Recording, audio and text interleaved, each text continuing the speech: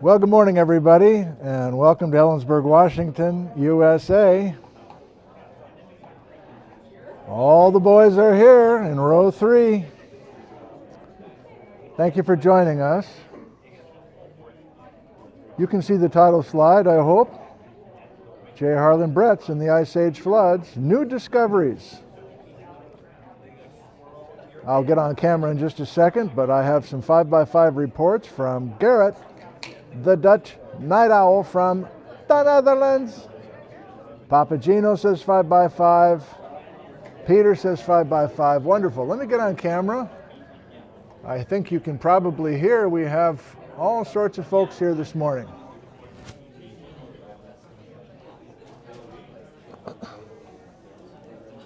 Hello, everybody. If you're watching this in replay, I think we have 162 live at the moment, and people are continuing to trickle in. If you're watching the replay, you can skip ahead probably 10 minutes or so, maybe even closer to 15 minutes from now, and we'll begin the program. And this is Plan B, as I will tell everybody. I think everybody here knows. Our speaker, Angie Diefenbach from Cascade Volcano Observatory, needed to cancel yesterday afternoon due to illness. And so I'm the substitute teacher today. Where are you viewing from? Hannah Shamloo is going to pinch hit as the director. So I've been coaching her up in the last few minutes. So it'll be a fun change. And I'll give you a chance to see the room here in just a second. Where are you viewing from? And you'll notice I have my mic on the inside out. Can you see that? Kind of playing with that. Still too floppy for my taste. Vancouver, Washington, Indiana, Burien, Washington, Chelmsford, England, West Palm Beach, Florida. Thank you, Rob. LaPorte, Minnesota, Hood River, Oregon,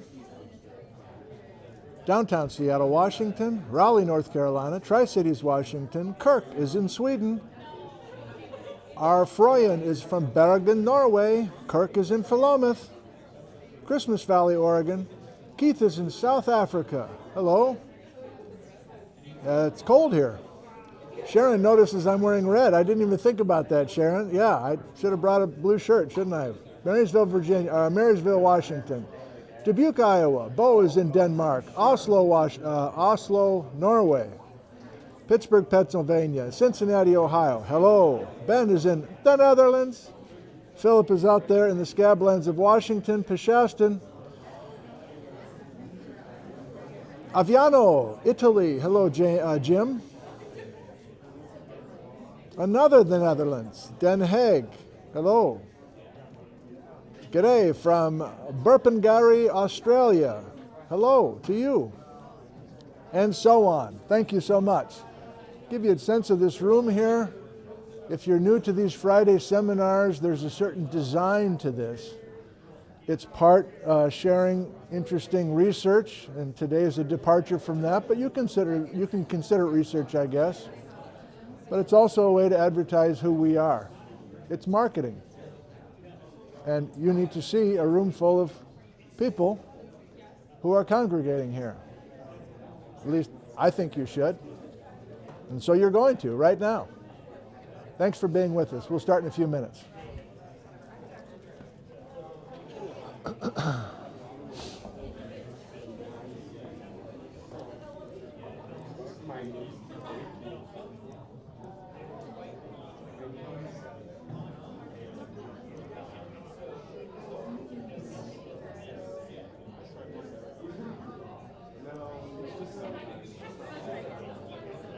Jordan Carey working the room in the way back. That's Pat, the pilot, way back here in their far corner. Carl Lilquist in the mid-ground talking to Chris Mattinson. Jess, new geology student from Ballard. And many, many other folks. Hannah Shamloo, and so on. Wonderful. I got to start getting my head right. Come on, man, I'm the speaker. Jeez.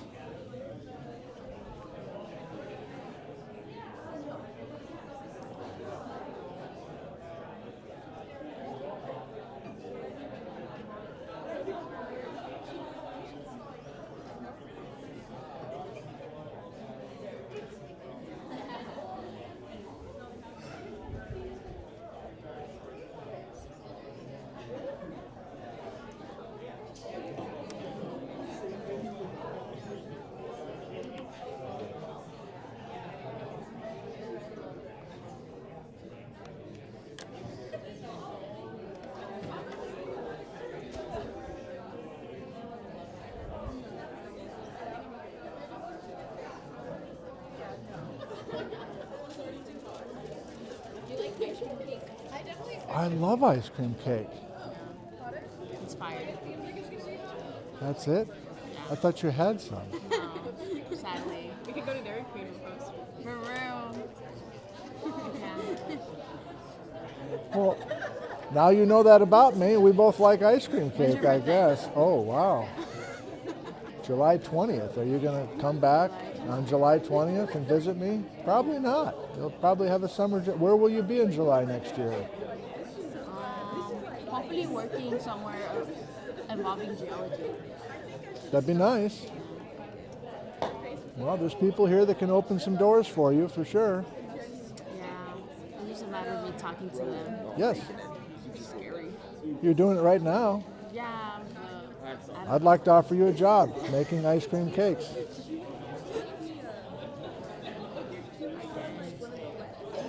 How many classes have you guys had together? Huh? How many classes have you guys had together? Any? Not this. No. But we went to high school together. Yeah. You did? Whoa. Yeah. We played volleyball together for a year. Did you really? Yeah. So are you here because you talked to her or vice versa? Totally I didn't even know until I got here. I was like, wait. Yeah, I was like, is that Louise? I was like, I crazy. know her. That's cool. Well, okay. Highland High School is getting 2 geologists for real. You gotta love it.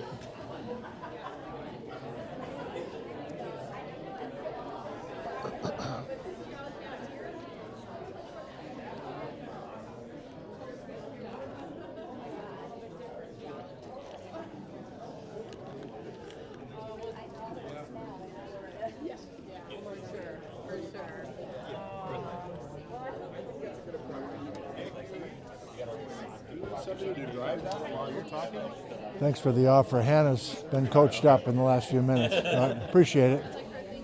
Hi. I haven't seen you all quarter. No, I don't have a geology class. And yet you're here. Well, I guess I'm taking this class. Oh, you have to be here for 304? I can be here anytime. That's the right answer. How's everything going? Good. I think I only got 1 more quarter left after this, so Okay. I'm finally graduated. Good. Well, Good. It is. good to see you again. Hey, Judy. Judy, yeah. I don't know where I read about this, but we just decided we'd come up and try one. Good. Yeah, what are we talking about today? Oh, the Ice we doing Edge the Ice floods. Edge I floods? found some new stuff, so it's not just the old Okay, stuff. good. Yeah. I Hi. remember your Hey, Lou. I'm Dean Nick. of Arts and Sciences at YVC. Oh, wonderful. Yes. And now she's retired too. Yes, my wife Liz, Liz, that's taught in the biology department with Ivor. Yeah, Ivar. Yeah. And you, Uh-huh.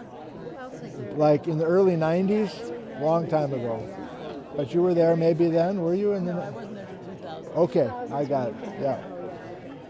Well, great. Well, you guys are welcome anytime. Like we've Well, got. I know, I've never done this, and so we Good. finally found how to park. Yes, We found the that whole building, thing. And now we know, so now it will be easy. Good. Okay, thanks. Well, there's some treats right over here if you help yourself. We're going to start in just a few minutes. Yeah.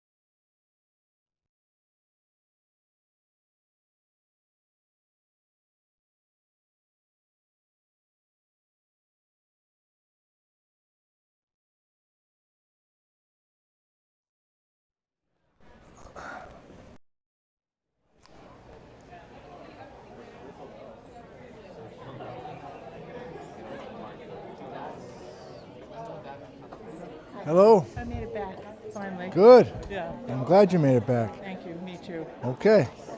Nice and comfortable. Hey, Roger. Doing well. You? Fine, fine. Good to see you. I saw you last time. I Yeah. didn't quite catch you, so I'm glad I got a chance to say hi here.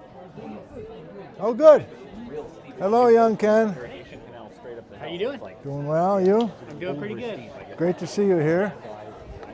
Hey, Rex. You guys must have had a meeting. These guys are all here. Did you have some powwow today? Okay.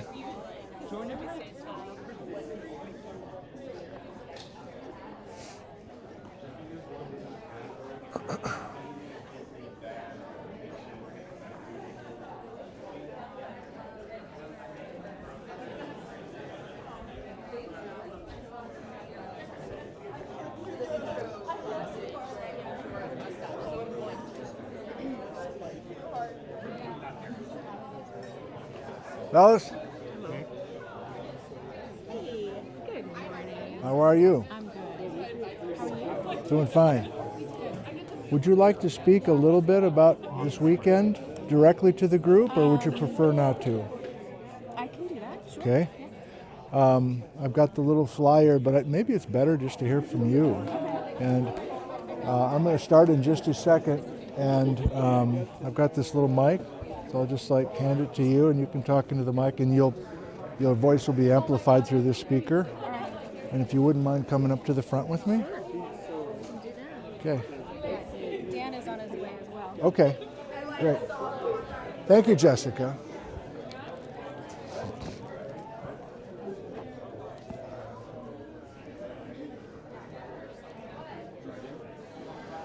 So this is kind of treacherous. Watch your step here. And so if you wouldn't mind just kind of standing right here, and I will get everybody's attention, pass it to you for a few minutes. Do you need your flyer to look at it? Yeah, I might as well. Yeah. And it doesn't have to be elaborate, but just a little bit. Just a few minutes. Yeah, okay. Thank you. Thank you. Okay.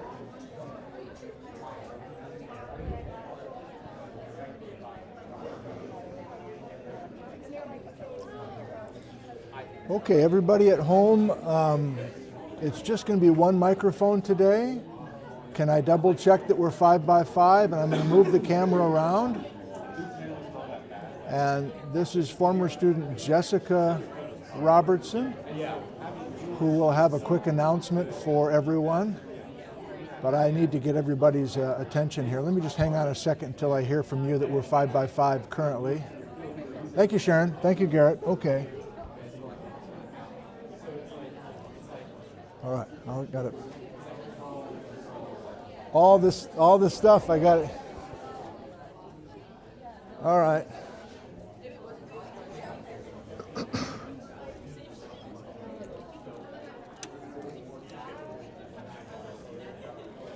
I remembered. Daddy's learning.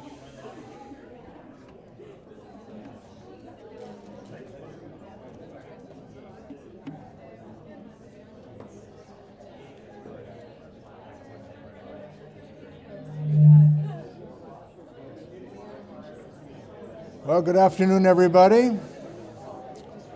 Good afternoon to you all. Is my voice coming through that? A little loud?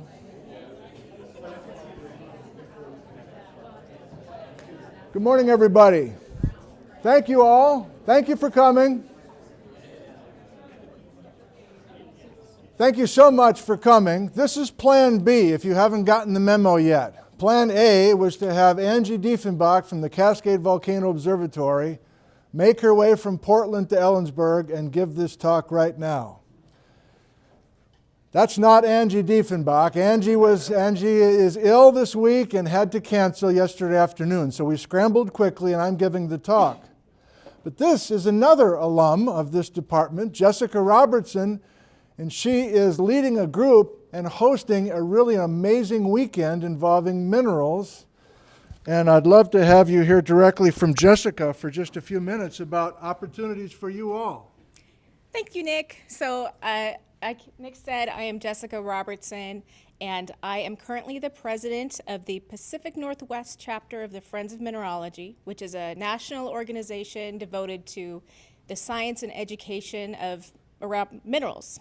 And this is our 50th symposium. So we have been going for over 50 years, and this is our 50th annual symposium. And this is the first year that we are holding it here in Ellensburg. We're very excited to be sharing this space with Central, and just really excited. So our symposium has several parts, and one of the main parts, the big draws, is the lecture series, which is all day Saturday and then Sunday morning. And we have a number of lectures. Nick is going to be speaking at 2 o'clock. And we have a number of other lectures as well about the science of collecting, Pacific Northwest collectors specifically. We're looking back at a panel of collectors who've been around for many years and their memories and their experiences collecting minerals in the Northwest, as well as on Sunday we will have a panel of younger collectors, sort of the looking forward, what does it look like in the future for minerals in the Northwest. And we are going to be streaming these talks live as well on YouTube. It's on the Mineral Nation channel. So it's a small channel. If you would like to watch, please subscribe to make sure that you are able to get in. I understand YouTube caps the live viewership for small groups. So please subscribe to Mineral Nation. And the lectures start tomorrow morning at 9 o'clock Pacific time, and Sunday morning at 9 o'clock as well. If you are here in person, if you're a student, it's free for students to come by and see our lectures. We would like you to register online if possible, just so we can maintain our head counts for how many people are going to be here. And that is pnw.org. And also in the evenings here in town at the Red Lion, we have a dealer hall if you'd like to come and browse minerals that have been mined out of the Pacific Northwest and worldwide. You can absolutely do that, and we'd encourage you to come by. And that is in the evenings tonight and tomorrow night. Thanks, everybody. Wonderful, okay. Thank you, Jessica. Come this way. I don't want you to trip now. I got it. Let me get a flashlight out for you so we can go through. I like your flash. Yes, thank you. Yes. So yeah, that's in this room tomorrow. You feel free to come by. There's beautiful mineral samples being laid out, I guess starting this afternoon over in the lab room in room 110, and the Red Lion in the evenings, both tonight and tomorrow night. So these flyers have been around for a few weeks on classroom walls and windows and things, and there's one of these right outside the door, and there's also this one right here next to Jordan. So you're welcome. I know it's midterms and everything, and you're a little bit oversubscribed, but that's a great opportunity. It doesn't come around that often right here. Minerals. All right, well, a couple quick things. Hannah Shamlu was taught how to run the live stream thing 10 minutes ago, so she's going to try to be me here and change cameras and everything. But we are not meeting next Friday. That's not been on the schedule, so no lecture in here next Friday. But 2 weeks from today, November 1st, Jeff Tepper, University of Puget Sound, will be here talking about the initiation of the Cascade Volcanic Arc. He knows a lot of stuff, and he's recently retired from that job and has lots of expertise. And it will be an exciting talk to learn breaking news from him involving igneous rocks from the Eocene in the Cascades and beyond. And then our last talk this fall will be November 15th, Andrea Spolar, a talk on Arctic amplification through Svalbard's snow and ice. So that's the rounded out schedule. We're going to start working on winter schedule, Hannah and myself, and we'll mainly have Central professors speaking. So don't be surprised if we ask you to give a talk next quarter. Those invitations are coming soon. Okay, I think it's time. I'm the guy giving the talk. Let me switch the camera quick, Hannah, and then we'll just go for it. How many do we have watching? 430, okay, good. So we're pretty much there, but you remember your other button. Okay, great. This is a fast-paced, hopefully, lecture on the Missoula floods. And almost everybody in the room knows a certain amount about the Missoula floods, but I have brand new stuff, even from this week. Letters and stories. So this is a story that continues. And I have been in the middle of all of these explorations of getting new material from the olden days involving the Missoula floods. And this is a talk I gave a couple nights ago in Tacoma at a cartography conference, and previous to that in Tri-Cities. So I've had some practice with this little talk, and it summarizes what I've been doing just down the hall in my office this past winter. If you've heard me with the door open and booming and probably too loud for the upstairs, that's what I was up to. So this is a little recap of what's been going on. Go. First part of this is old hat to almost all of us. J. Harlen Bretz, University of Chicago. He's the geologist 100 years ago that put this story together about catastrophic floods. And he's famous because nobody believed him, or very few people accepted his work. And it wasn't until late in his life that he was finally accepted and given the highest award possible by the GSA, the Penrose Medal, at the age of 97. Here's the story for the beginners here. We have faculty, we have staff, we have grad students, we have undergrads. We're all geology people that live in Washington. We all should know the basics of this story. People off the street, they know the story, the Missoula flood story. These are maps by Dan Coe in stages showing the source of the water coming from Montana, glacial Lake Missoula, breaking through an ice dam in northern Idaho, streaming across eastern Washington at high speeds, concentrating at Wallula Gap, forming another temporary lake, Lake Lewis in southern Washington. The water goes through the Columbia River Gorge. It ponds again down through the Willamette Valley, and some of this Missoula water gets all the way down to Eugene in a slackwater state. And then it goes out to the coast, and the coast was different back then because sea level was low. That's the presentation of the Missoula floods. Those maps we were just looking at were done by a guy named Dan Coe, and he is a superstar in the world of cartography. I didn't quite know how famous he was until 2 nights ago when there were people from National Geographic and the State Department and New York Times, and they all knew Dan Coe. Dan Coe lives in Tacoma. Dan Coe works in Olympia. Dan Coe makes things that you've seen in the hallways and on websites all over the place. He's an illustrator. And I, right now, am trying to bolster our connection with the Washington Geological Survey. I'm trying to cover their work more. In addition to Andrew Sadowski being here, I'm hoping that we can get more of a direct pipeline between us and them. And Dan is just one of the very many talented employees that they have at that institution. Check this out. Spladam, back and forth. I like that one better. I don't know. How do you feel? Great. All right. So there's a video profiling Dan a couple of years ago where I just kind of showed up and started filming him in his cubicle and got to meet a few other Washington Geological Survey people as well. And I could not get him to say one positive thing about himself. He's a very humble guy, but he is a very talented fellow. Back to the story. Photos from Tom Foster. We know the high water mark in Montana of glacial Lake Missoula. We know the inundation of certain places in those valleys, not just Missoula, but many other places. But if you go to the University of Montana, there's benches. Those are the shorelines cut by glacial Lake Missoula during the Ice Age. Closer to home here in Ellensburg, this is Ancient Lakes, otherwise known as Potholes Coulee. Beautiful place. Dave Matthews is right off the edge of the frame here. This is carved by Ice Age flooding, the Montana water. What I'm telling you is the conventional story of the Missoula floods. No surprises so far, but an unconventional story is coming to prepare you. Grand Coulee, carved by the Ice Age floods.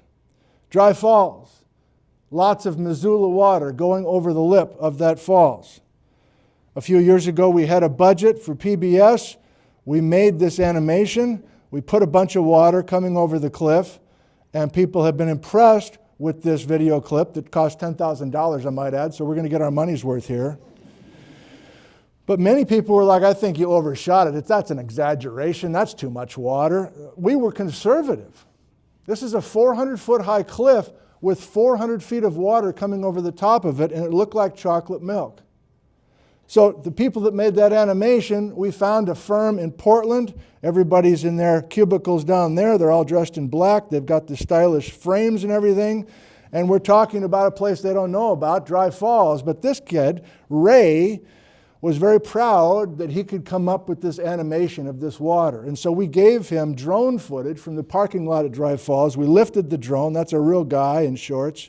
And then here's Ray then putting the water in. So we've got 4 of these clips that go very fast in the finished product, but I've gotten a lot of mileage out of them over the years. What's the conventional story? This is from Montana.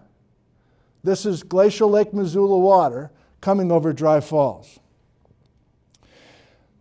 But that water, the beautiful part of the Missoula flood story is that there's so many different kinds of features and places that all are part of this simple story, this unified story. So places like West Bar with giant current ripples. This is a boat. We're across the river from West Bar. This is Kittitas County. Come on, man. Kittitas County. And those places, including this, with kitchen flower loess sitting on top of basaltic bedrock, and the loess being a continuous blanket once upon a time, but the floods sweeping that material away. I'm going quickly because this is what we teach in 101, most of us, and in other courses as well. You major at Central Washington University in geology. We all know the basics of this story. And photos like this from the National Geographic, where you have an isolated island of loess, we know the significance of it. It hasn't always been an island. This used to be a continuous blanket of 50 feet of kitchen flower loess, and most of the loess is gone. What happened to it? The Missoula floods swept it away. But if you sweep up a bunch of loess, then it's going to be redeposited if you slow the water down again. And that's exactly what happened in southern Washington. We know Lake Lewis, a freshwater lake that lasted just a few days compared to the duration of Glacial Lake Missoula, which is the source of the floods. And so some of us know what these places look like. These are slock water sediments, or rhythmites, white bluffs, in other words, down by the Tri-Cities. But we currently interpret each of these beds as a separate Missoula flood. A separate flood coming over Dry Falls and then redepositing the silt. I'm telling you the conventional story. Wine Commission gave us this footage after much arm wrestling.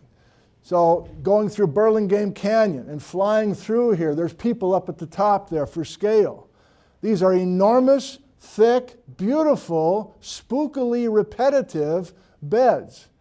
And these precious places are the key to trying to understand how many floods there were. Are we really talking about 40 different beds, meaning 40 different floods? And can we be sure that each bed is representing a separate flood? And if we can find some St. Helens set S ash in between 2 of the beds where we just were, can we be sure then that one of the floods happened before 16,300 and one happened younger? I think so. But there's more to the story, and that's what I'm leading to, the unconventional story. Here's yet another way to reconstruct where Lake Lewis used to be. Ice rafted erratics that are not in the floor of these coulees, but are up high to the side. They got rafted in on blocks of ice that were being carried in the Missoula floods, and now we can get surface exposure dates on these boulders to approximate when they were stranded there on an iceberg. This is also Kittitas County. This is Mattawa, south of Sentinel Gap. This is Pasco, right next to the freeway. How many times have you driven past Pasco on 182? Have you noticed this? I missed it dozens of times before it was pointed out to me. Lake Lewis is a part of the story. Okay, we're back to Dan Coe, and I have a red circle, and I have a red shirt. And this past winter, I came up with a device. I was talking about red time being 20,000 years ago to about 14,000 years, which is the conventional story about when these Missoula floods happened. But we're leading to a part of the story that has been often overlooked, and I chose a different color for it. So, quick time out. Some of you know that during the pandemic, I started teaching myself how to use my iPhone and broadcast on YouTube. And I did 5 of these a week for the spring of 2022. So there's 75 of these things. Spring of 2020. And I was using stuff around the house, and I was just trying to keep myself entertained, and I was entertaining other people as well, just stuck at home. But the community that was built was surprisingly large and surprisingly diverse around the world, literally.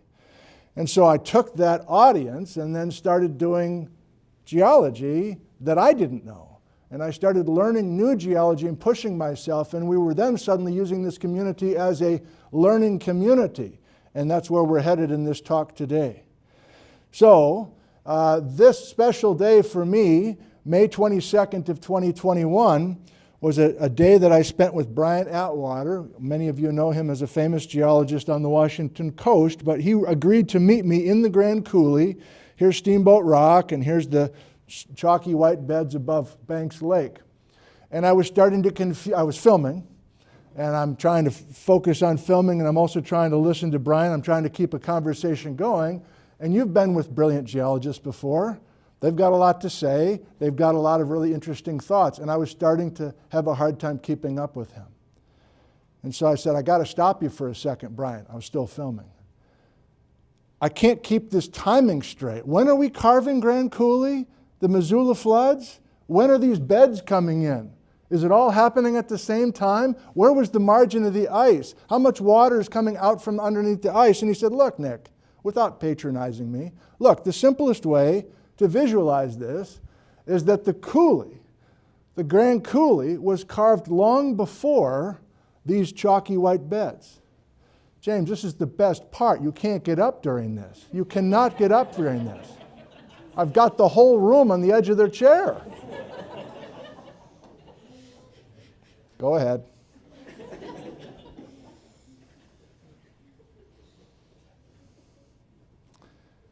And in real time, Atwater said the Grand Coulee was carved maybe hundreds of thousands of years, or at least tens of thousands of years, before the chalky white beds that we were standing on were deposited. And I'd never heard that before.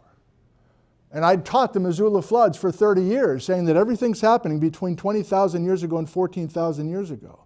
And I said, Brian, who was saying that? I've never heard that before. Why haven't I heard that before? He said, Harlen Bretz came up with that idea. I'm like, you're kidding me. The same guy that we all appreciate as the father of whatever, catastrophic flooding, he says, yes.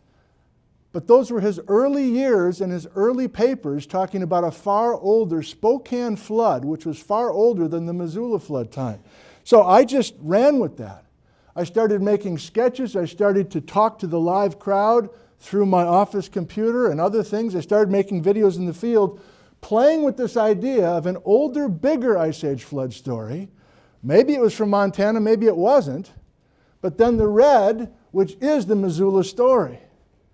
And so for the rest of the winter, this past winter, I tried to talk to everybody I could find, all the experts and everything else, about the potential for this being true. And I picked blue for the older, bigger story. So I didn't have to look hard before I found maps like these. And I colored them blue. And this is the Spokane story. You know what blue means now, right? We're playing with a number of 150,000 years ago. It's just a working idea. Look what Bretz has. This is Bretz. One of his first maps, he has an ice sheet over the city of Spokane. He has an ice margin south of Spokane, and he has the channeled Scablands that we all know being carved by water coming out directly from the front of the ice sheet. And there's no talk of Montana. There's no talk of Glacial Lake Missoula. And this was his publishable narrative all through the 1920s. So there's two controversies. One is that did you really have these biblical amounts of water happening quickly? And the other one is, where's the water coming from? If you have this ice sheet here over Spokane, which he called the Spokane ice sheet and the Spokane flood, he was imagining one big flood, then Montana is out of the picture because we're blocking the pathway from Montana. So we have two stories, a red and a blue time. So all these episodes are on, they're still on there, and they started out to be 2 hours long, and by the end of the alphabet, we did 26 of these in other words, by the end of the alphabet, the things were like 3.5-hour live streams, and I'm taking a bathroom break halfway through the episode, and it was way too long, but there was so much sourced there. So now I'm getting to the community part. So there's people on the other end when you do a live stream. And you're like, well, that's nice. You're making programs for senior citizens at home. It's nice of you to do that. Well, that's patronizing as hell, number one. But to be honest, it's way more than that now. These little homespun programs enlist people like this. They've got time. They want to contribute. And you're like, well, they're not geologists. How would they possibly contribute to you? And how would you actually build a case that would then ultimately get all the Ice Age floods experts to physically come out to these sites, which is where we're heading in this talk. That's what we're doing for the rest of today. It's the citizens, the viewers, who were, I was just riding their momentum at some point in the alphabet. So let me give you some examples. There's the red story. Here's the blue story. You with me? Red, let me go back. Red is 20,000 years ago, Missoula. Blue is 150,000 years ago, Spokane. We got it. We've seen that map? Good. We've seen that. Move on. So now when we look at these pictures from classic Missoula flood country, now are we wondering, is this blue or red?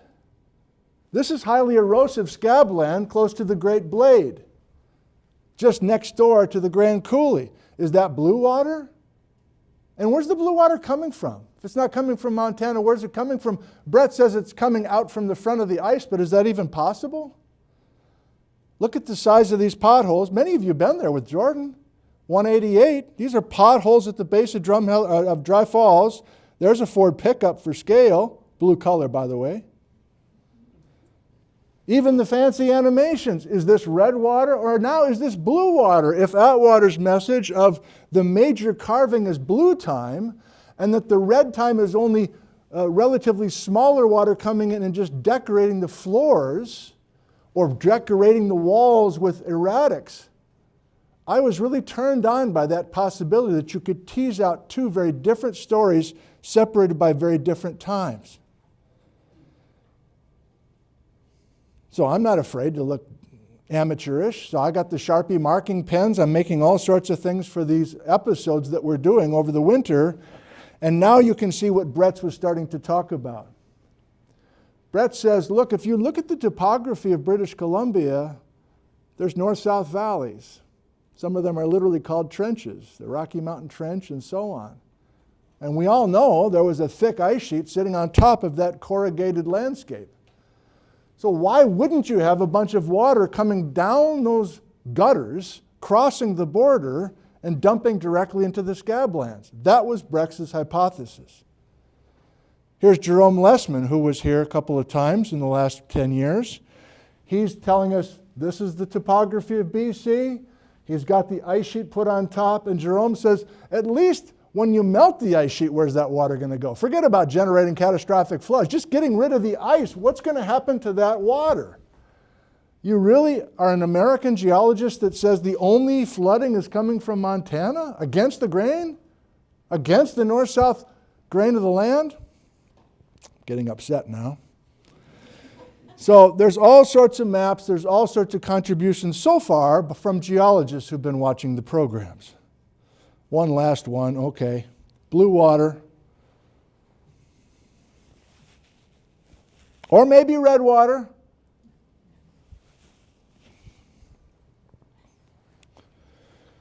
All right, then we fleshed it out. Started visiting certain people. Sky Cooley in Montana. Those were around last year, or 2 years ago, I guess. Remember him giving a talk here. When was that? 2 years ago? Can't remember. So interviewing, live stream, YouTube, getting everybody to weigh in on this narrative that we're now trying to work on together. And Sky says, yeah, I've got beautiful glacial till in the Mission Valley of western Montana, and I've done my own rating on some papers, and there's definitely two advances. There's a blue advance and a red advance. And Sky says, you know what, let me just whip up a map quick for the entire continent. And I went to school in Wisconsin. Some of the older people in here maybe took glacial geology in other places in North America. This is not controversial. We know that the older ice advances over the Midwest got farther south than the most recent Wisconsin advance. So why is this only a red story? Why is this only a 20,000-year story in the Pacific Northwest? It's not that outrageous. So Sky's having fun with different ways to portray this story. And we're working with the marine isotope stages that we have worldwide. That's where the number 150 comes from, by the way. That wasn't Bretz using that number. That's me just taking the closest MIS. So this story works its way into the Columbia River Gorge, and I start asking experts down there. Jim O'Connor. Jim, you've spent most of your career mapping in the Columbia River Gorge, Ice Age floods. There's nobody better than you. Do you have any blue deposits down there? I've been watching every episode. I appreciate what you're doing, Nick. No, I have nothing. Everything that I have, every date I have, every erratic, every deposit, I got nothing that's older than 20,000 years ago, essentially. Let's say 30. No, nothing that's older than 30,000 years ago. Thank you for your time, Jim. Next letter in the series. Scott Burns, you've spent your whole career down at Portland State. You've done some work in the gorge. Oh yeah, I got blue. You just got to get up high enough and off to the margin, up above the dells. I've got beautiful old soils, calcretes and other things. So we weren't building towards some sort of Disney ending. This is science, and so we were just talking to whoever we could talk to, including the most grizzled veterans of the scene, asking these questions about blue versus red. And before you know it, you get into the human history of the whole thing. So I'm continuing now with this little talk, but we're now going to the guy himself. And now here's where the citizens really come through. The viewers really come through. Again, they're not geology experts, but they know how to find stuff on the internet. They found this map. So this is one of my favorite maps ever, 1928, drafted at the American Geographical Society in New York. Bretz somehow got funding to make this beautiful map to put his Spokane ice sheet over Spokane and other places. And he dashed the ice margin, and the crucial matter of where exactly this ice margin was, blue time, 150,000 years ago, that's still under debate or under study. 1956, Bretz still has that ice sheet over Spokane. He never backs away from the Spokane ice sheet. Even at age 98, he's still got the Spokane ice sheet there. But nobody has the Spokane ice sheet on their maps today. Bretz himself grew up in the Midwest. He became a high school teacher in Seattle. And 4 years teaching high school, he, in his off time and even during class time, would take the students to look at glacial deposits in Puget Lowland. And if you happen to know the history of Seattle, there were major hills that were removed in the first decade of the 20th century to make flat ground to expand the city. And so these cuts of Pleistocene geology, Bretz was writing to Bailey Willis and other experts saying, these things aren't going to last for long. I'm documenting what I can. But these are gone for good, these exposures, as they're sluicing this till into the bay. Yeah, that's quite a shot, isn't it? The remains of Denny Hill. Bretz published a PhD on quote-unquote normal glaciation and glacial deposits around the southern margin of the Puget ice lobe. It remains the expert paper on the glacial geology of the Puget lowland. Maps. Bretz got his dream job. He lasted at the UW 1 year. He couldn't get along with his colleagues. His main enemy was a guy that used to teach here, Ed Saunders, before he moved to the UW. So we're on the map, right? We got the dick that moved to Seattle that hated Bretz. But Bretz was giving popular lectures, free. Bretz, Geology of Puget Sound. There will be many lantern slides, no technical language, and no charge of any kind. Friday, December 19th, 1913. But I had found, through the help of the viewers, that he built a house. He was planning a full career in Seattle. And so one of the viewers emailed me this cover of this bungalow magazine, and it became clear that that's the house that Bretz built. So next episode, I went to the viewers and I said, can anybody figure out where that house was? If that house is still standing, it'd be fun to see this. All right, that's your assignment. Somebody found a birth certificate of Bretz's first son, Rudolph, and the address of that brand new house.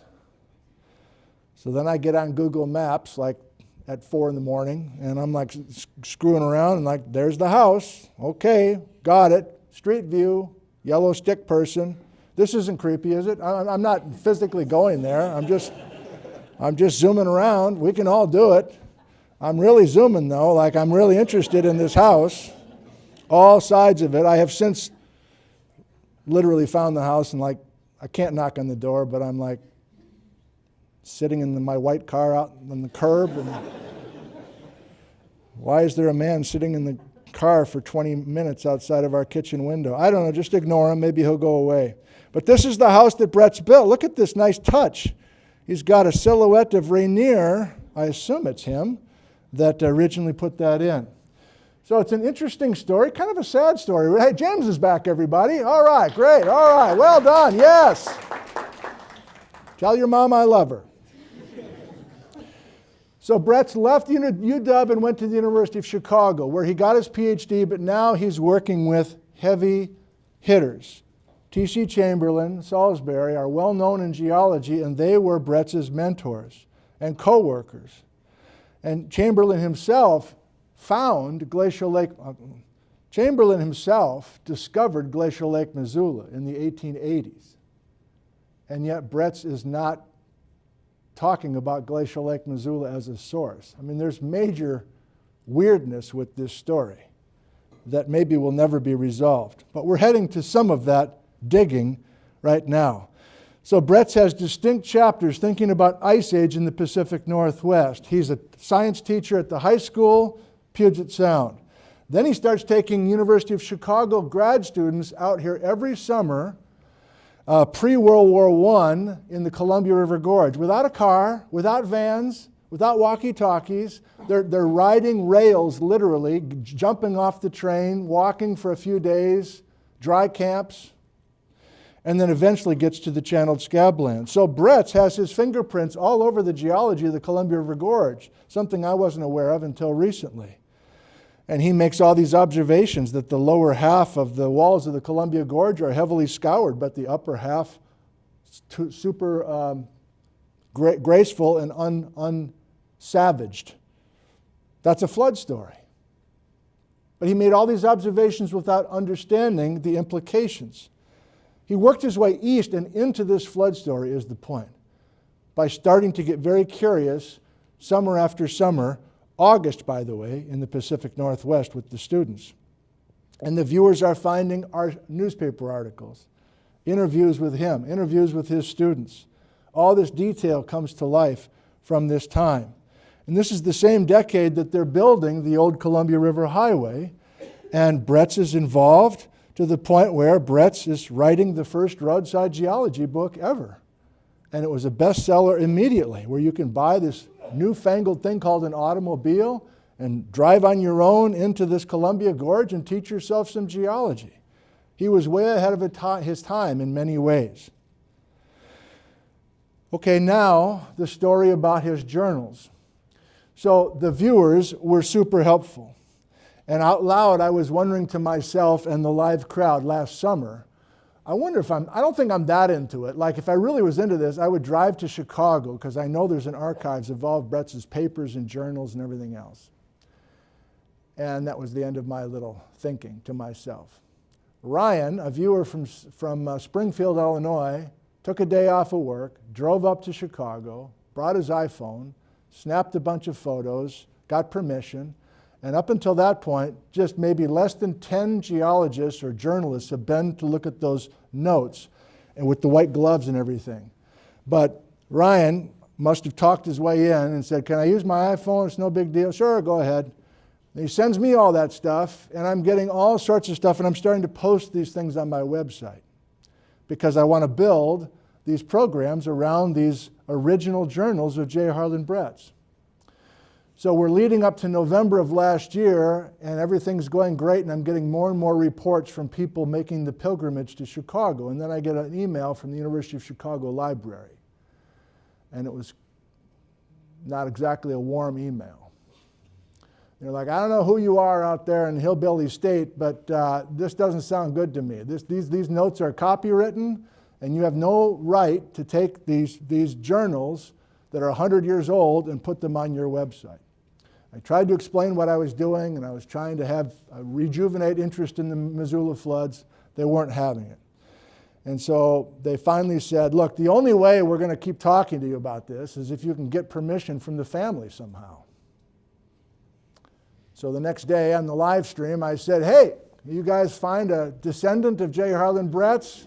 Blah, blah, blah, blah, emails coming in. So within 3 hours, I'm talking on the phone to Joshua Bretz in Boston, who's the great-grandson of J. Harlen Bretz. He's like, of course, yes, I'll send them whatever permission you need. So all of these journals, by day, are now publicly available and have been since last winter. That gets us to Thomas Large, a high school teacher at Lewis and Clark High School in Spokane.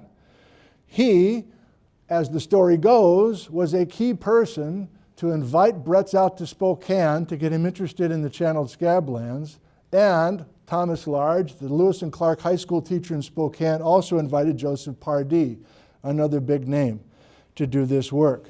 So I was curious about Large and what role he played in this story. And that got me to some of the descendants of Thomas Large and getting family emails and family photos from the Large collection. And photos where Thomas Large, the high school teacher, is loaning his car to Bretz to use with his students. And they busted up the car, and then Bretz had to offer to buy him a new car. It's all there, and all these old letters that were in the Bretz files. So Bretz had this split life. Every summer he was out here in the eastern Washington in the 1920s. Every school year he's back at the University of Chicago teaching. These letters are personal, meaningful, and the letters alone are incredibly fun to read if you like that sort of thing. But at Christmas time, I was taking a break and got a few emails talking about, Thomas Large, the high school teacher, has all of his papers on the campus of the University of Oregon in Eugene. So I quick made a live thing. I came into school. The house is full of family, but I just need to get out of there for a little while. And I said, hey, it's December 20th.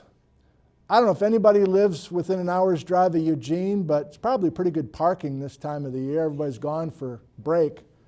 Is anybody willing to go into the University of Oregon to the special collections place and see if you can find a few of Thomas Large's papers?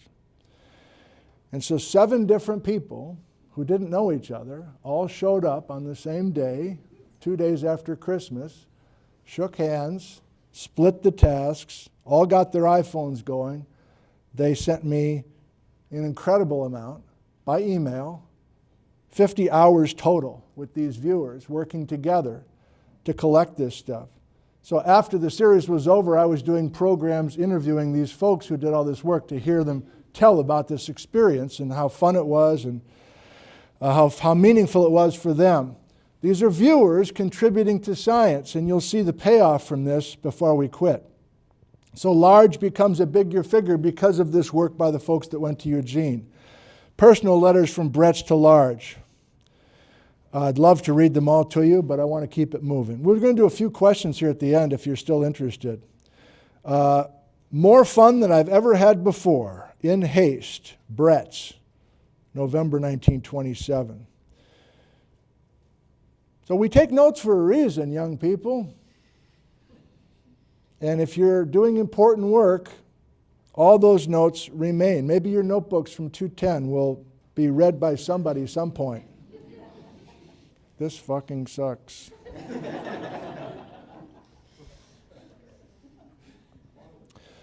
Spokane is the critical area to try to continue to work on this story, in part because it was home base for Bretz for much of the 1920s. And now we're back to the blue, bigger, older time, and red, younger, smaller time. It's always an inset story. We're back to those maps.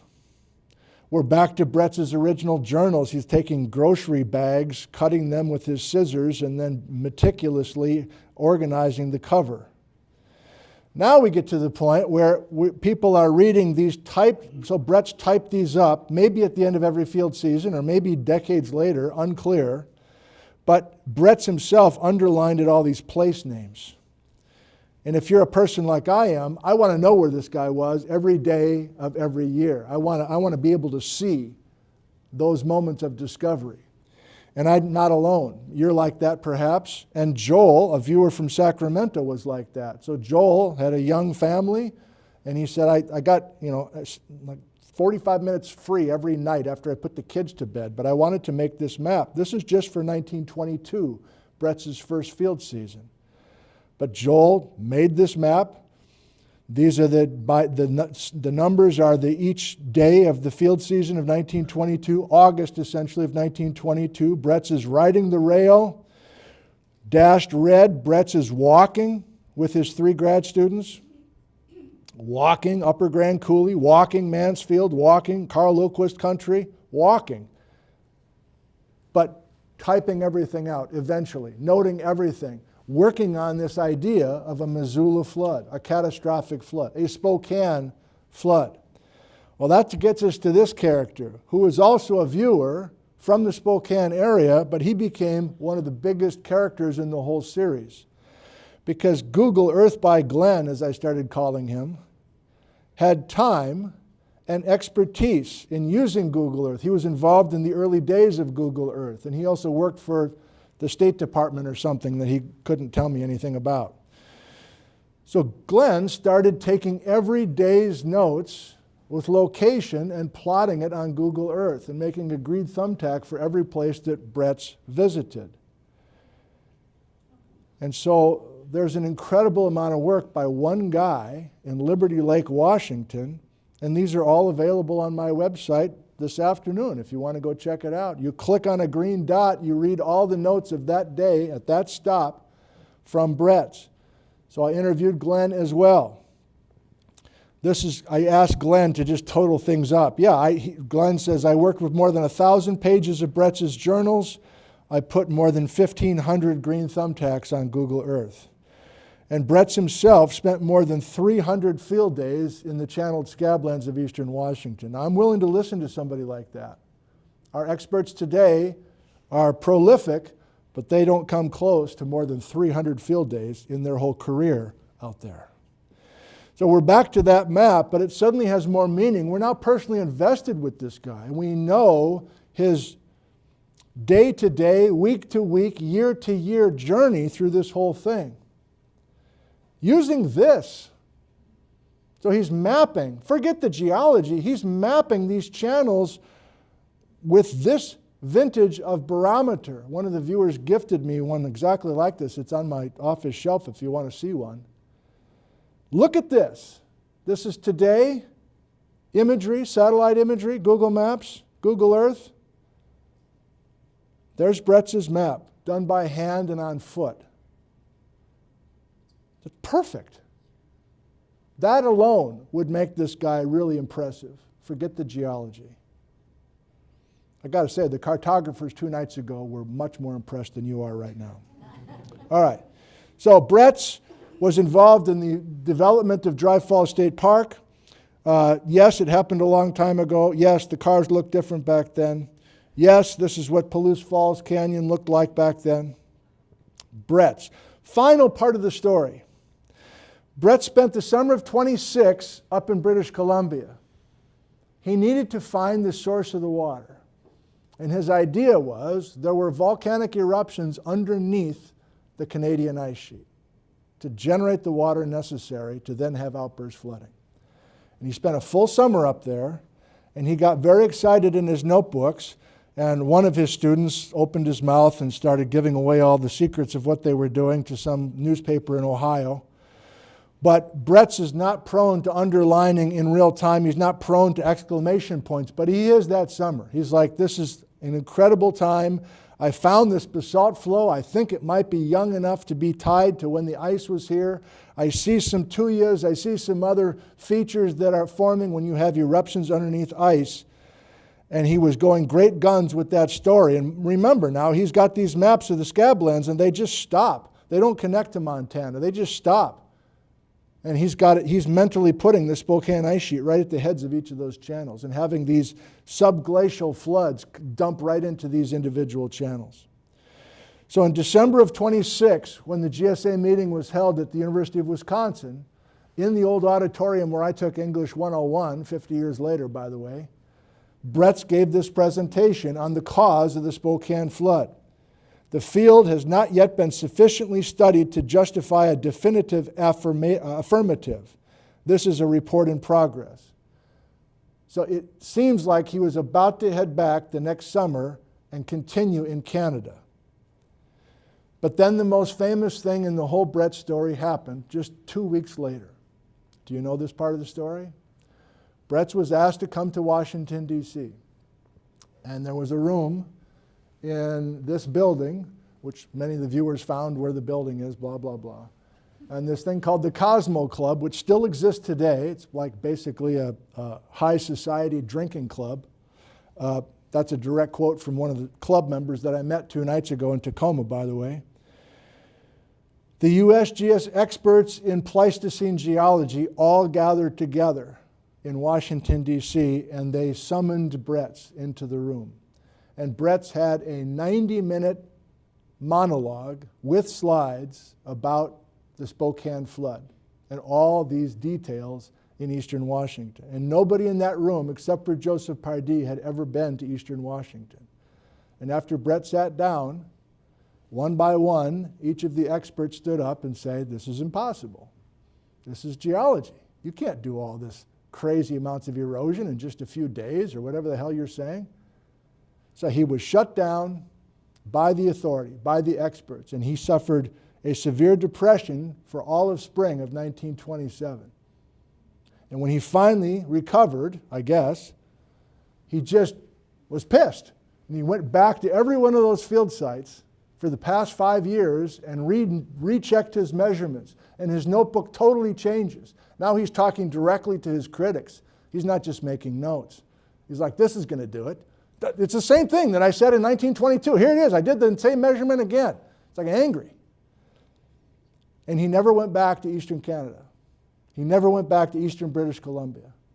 So that remains a question mark in this whole story. What would he have continued to do north of the border? Interestingly, he also shifted his attention to Glacial Lake Missoula after the ambush meeting, as it's called.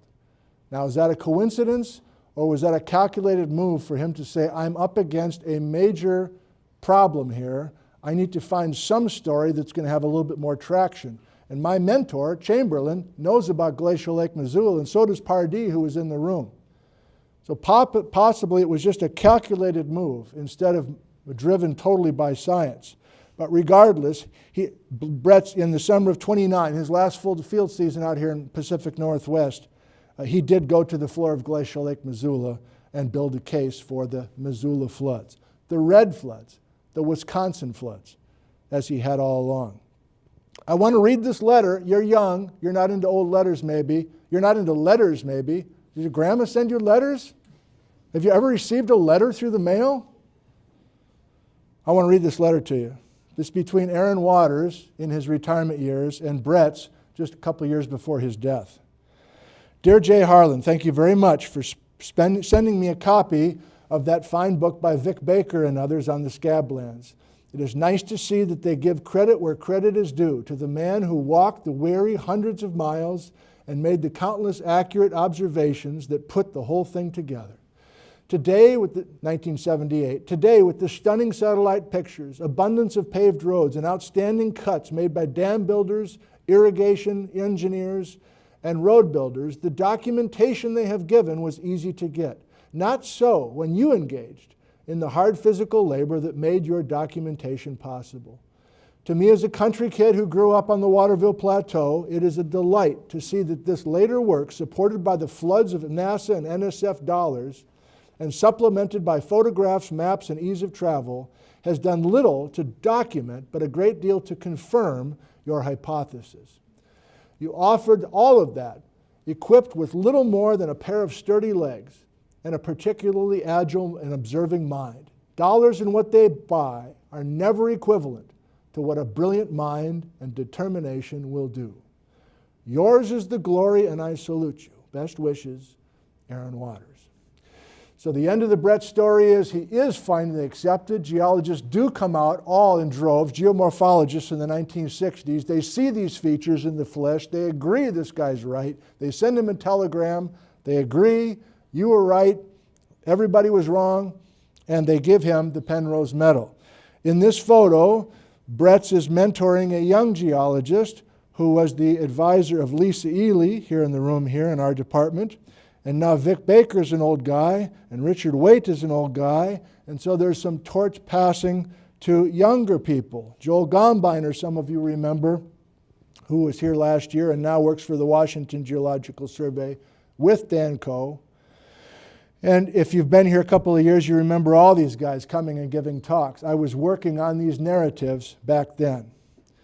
That continues. Last fall, Brian Atwater, I think about this weekend last year, if I remember, up looking at Bretz's work, Moses Cooley, playing with the idea of subglacial floods, playing with the idea of blue water. So we're pushing even the leading scientists now to be thinking about these old ideas. They're not my ideas. They're not our ideas.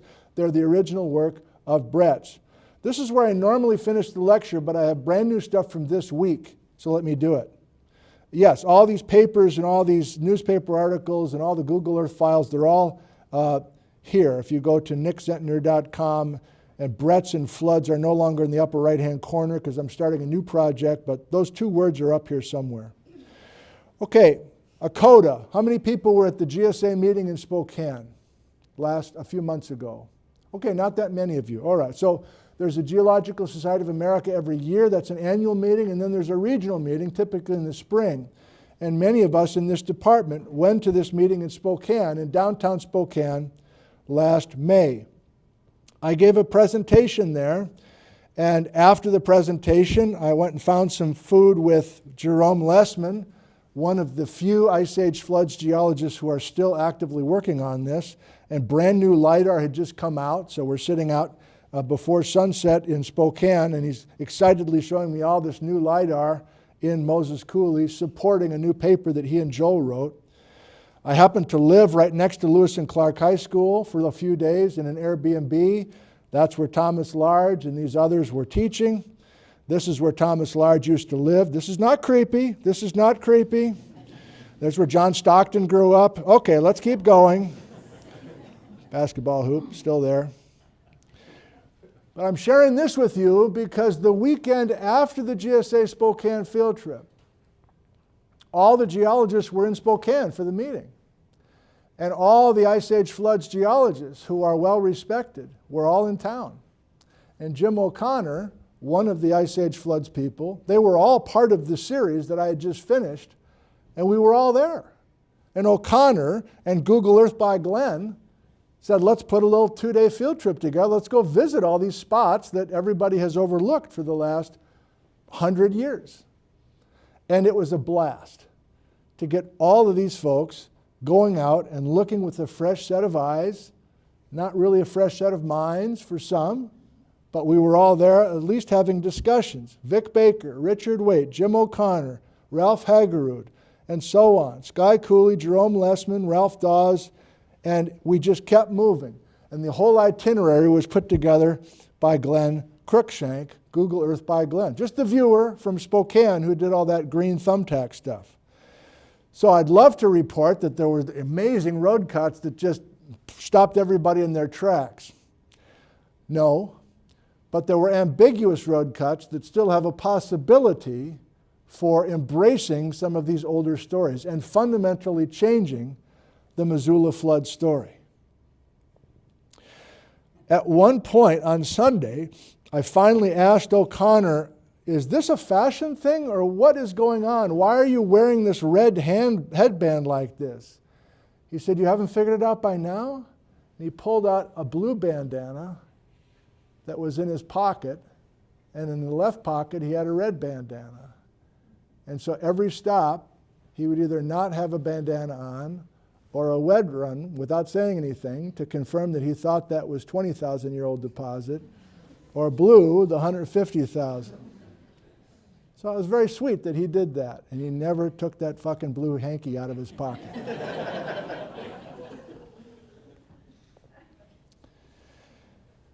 Had dinner at Glenn's house on Saturday night. Stories about Bretz. Both Waite and Baker had gone to Bretz's house when Bretz was in old age. Stories about that.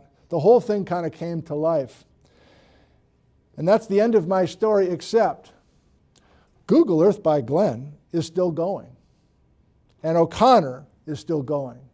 So they found Joseph Pardee's notes. Now we're not talking about viewers. Now it's just Glenn and a couple of others. And so Glenn has plotted every Pardee location.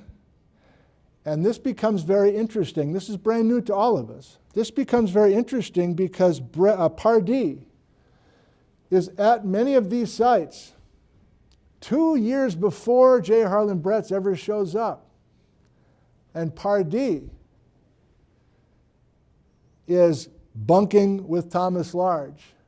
And Pardee is writing things in 1920, again, before Bretz ever appears in Washington. And he's writing things like, this stuff's all due to glacial floods that swept away the soil and clay and the upper layer of decomposed basalt. This is the point of east of, I can't read that. The glacial rivers washed away all the Palouse. So this is crucial to the story because as the story is told, Bretz shows up in 1922, takes a look around, and comes up with this idea of Missoula flood, and nobody believed him. How much was he talking to Joseph Pardee? At all? Did Pardee give him his notebook?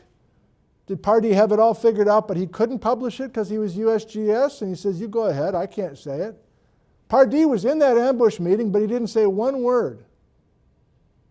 It's movie stuff. It's screenplay stuff. It's all there. So that was exciting. Jerome Lessman, the guy from Vancouver Island University, talking to O'Connor here, is deeply into this now. And Jerome was in town on Monday night. So we're sitting at Cornerstone Pizza, and he's like, we got to find a letter between Pardee and Bretz. There had to be some connection between those two guys. And I said, well, I got my laptop. Hang on. Is your pizza coming yet? No. Let me just, you're right here. Let me just email the University of Chicago and see if they would just do a couple more scans. And they did the next day, free of charge. And they found 3 letters between Bretz and Pardee. So this came in yesterday by email. From Pardee to Bretz. This is September, so both had just done their fieldwork. This is Bretz's first August in Eastern Washington. Dr. Bretz, your letter of September 10th is received. I trust you'll pardon my delay. I'm very much interested to know what you've been able to return to Washington and extend your glacial studies. I was here too in June, and I saw plus of interesting stuff. I'm inclined, but a bit cautious about publishing about these Ice Age floods. This is Joseph Pardee talking, without a little further consideration because the history of the region is not as simple as it appears at first sight. As to the early publication of your own results, you must, of course, do as you think best. And then a letter 3 years later. Professor Bretz, I've been reading about this Spokane flood you keep talking about. I've been wondering whether you have considered the possibility of the sudden draining of a glacial lake. Pardee published on this in 1910, but this is before the ambush meeting. And so Bretz, whether it's ego or whatever, is refusing to even acknowledge that this Glacial Lake Missoula thing is a possibility. So these kinds of letters are continuing to come in. And Glenn is threatening to drive to Chicago himself and spend a week and just go nuts. So I'm done with the Ice Age floods for now. I'll let Glenn and Jim O'Connor and a couple others work this out. I'm about to start a new live stream series. I'm hoping to engage the viewers again, but this time it will be Cascades. And I've already been making videos in the field and doing some interviews with folks, and I'm part of two NSF grant projects that have been fully funded. One by Hannah Shamlou, sitting right here, and she's working with Kelly Wall, so I've gone out and made some videos with them already. I'll be featuring them a lot more this upcoming winter. And Mike Eddy from Purdue, who is collaborating with Isla from Stanford, they're also working on volcanism, this time the Spirit Lake Pluton and associated rocks. And so those two folks and those two projects, Hannah and Mike, and their respective teams will be profiled heavily this winter but it will all be the same kind of engagement with many different kinds of folks, and maybe we'll get a bunch of citizen involvement again. You're welcome to tune in if you like. Thank you for your attention. That's the end.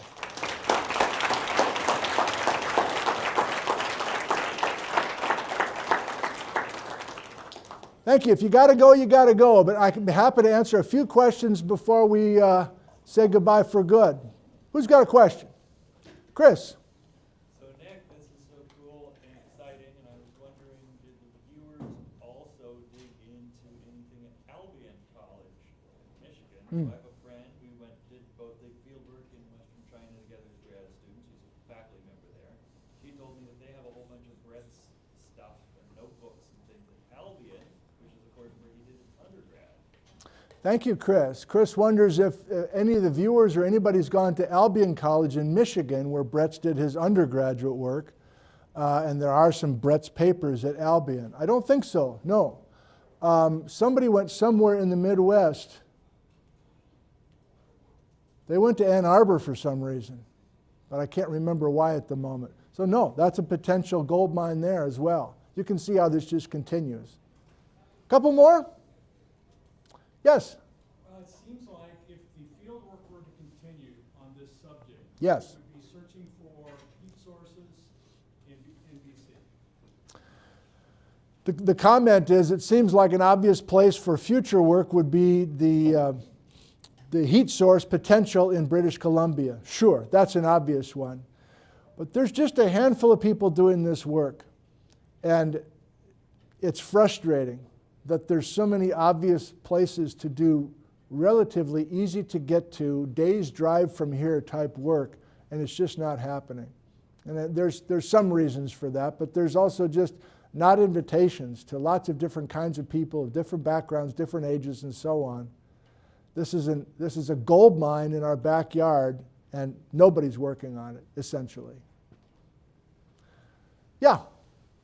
I remember early in that series you mentioning that in your career you had avoided Bretz because of the conflict of interest and he seemed kind of smug.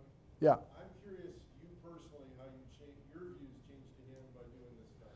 The question involves my impression of Bretz before and after this past winter. I never really taught much about the Bretz story because it didn't seem that exciting to me, and it sounded like it was full of confrontation and other things that didn't appeal to me too much. I still think he was probably like that, but I did grow to appreciate him a little bit more. He taught a field course at the beginning of the school year every year in southern Wisconsin, so like a 210 class for 30 years. So I identified with that aspect of it.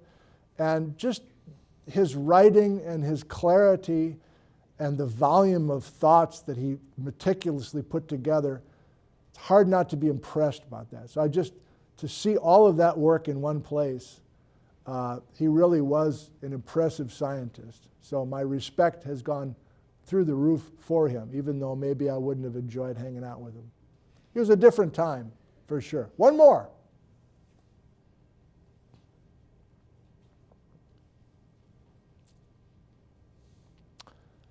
Thanks everybody for coming. We'll see you 2 weeks from now.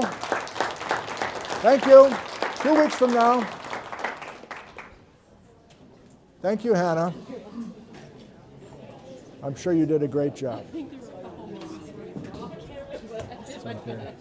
I said I wasn't going to wander, and I did anyway. No, it's okay. I was like, is it this one? Shit. No. Don't touch the stick. Thank you very much. You're welcome.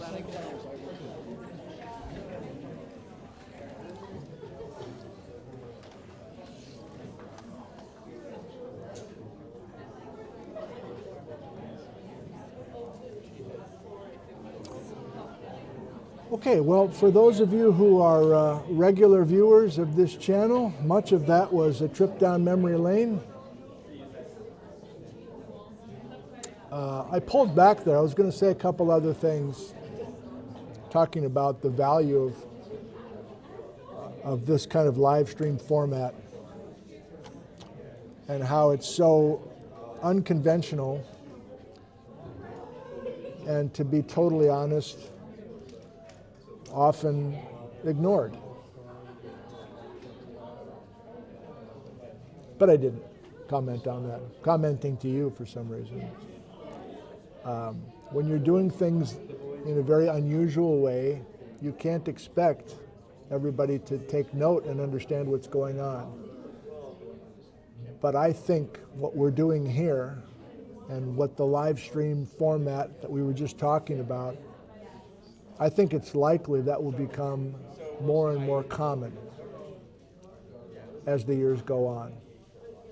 I might be wrong, but the purpose of that talk was to show that if you respect your audience and you're consistently connecting with your audience, there's a lot of interesting things that can be accomplished and can even initiate brand new scientific thoughts. And nobody's doing that, for sure. I don't know, I just feel like I haven't gotten a chance to visit with you yet. Can I say hi to a few more of you before we sign off today? And then if you heard Jessica talk at the beginning about coming to Ellensburg tomorrow or Sunday morning, if you love minerals and huge crystals, I think this group is really into that and have spectacular samples. A couple final hellos to where you're viewing from before we say goodbye. I'm using the other iPad here. Where are you viewing from? I don't know why. I just feel like I want to do this at the end.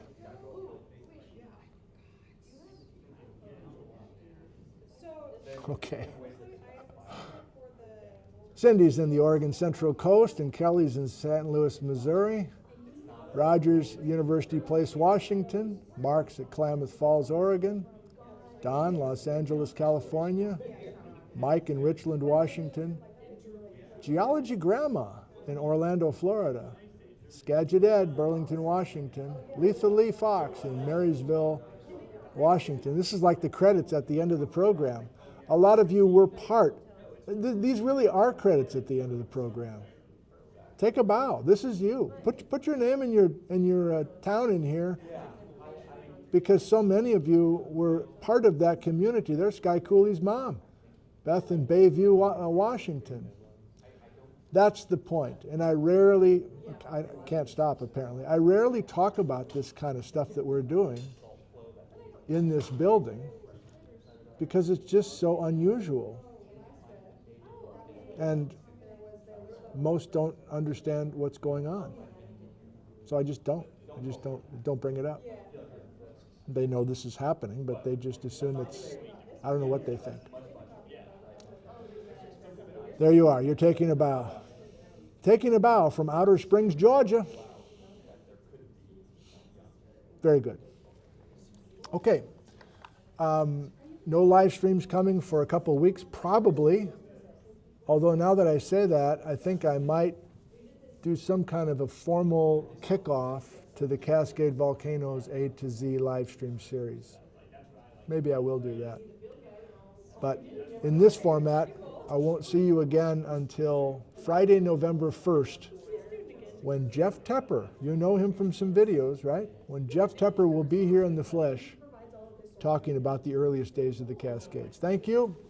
I love you, and goodbye from Ellensburg, Washington, USA.